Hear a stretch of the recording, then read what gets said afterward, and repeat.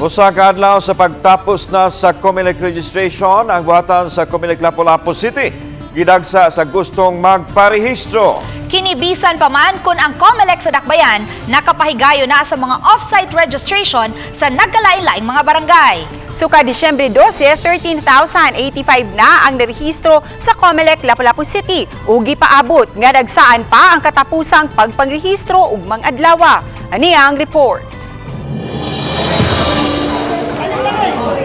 Alas 9 pa lang sa buntag, inguni-ini na kadaghan ang mga tao nga midagsa sa COMELEC Lapu-Lapu karong adlaw. Gani ang linya milibot na sa City Hall building.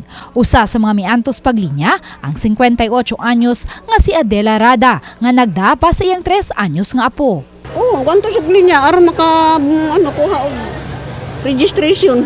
Wala man pabilinan sa mga. Samtang ang 22 anyos nga si Angel Rose Tunyakaw mituyo pag-absent sa trabaho aron lang makaparehistro. Kay para lang kuan maka-register na sa kanang kuan kay nagpila na kuan ka tuig nga kuan 22 years old na magud niya.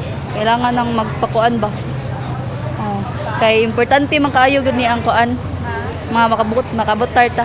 Mato ni Benji Dayondon, Election Assistant 2 sa COMELEC Lapu-Lapu City, nga sa nakalabayng mga adlaw, mo average og tag 500 ngadto sa tag 600 ka mga individual ang magparehistro ug posibleng mosaka pa kini ngadto sa 700 ka mga individual karon lang adlaw. Murag normal na gini dinhi sa Lapu-Lapu, this size ako katuig.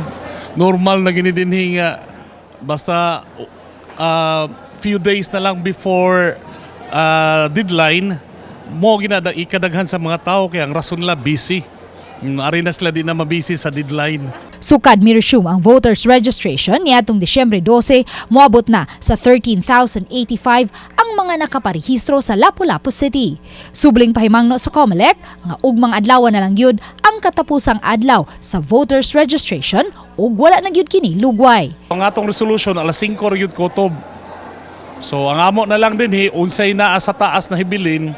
Kung hapit na ganing 5, amo na laging tiwason. Balag malasitihan pa mi.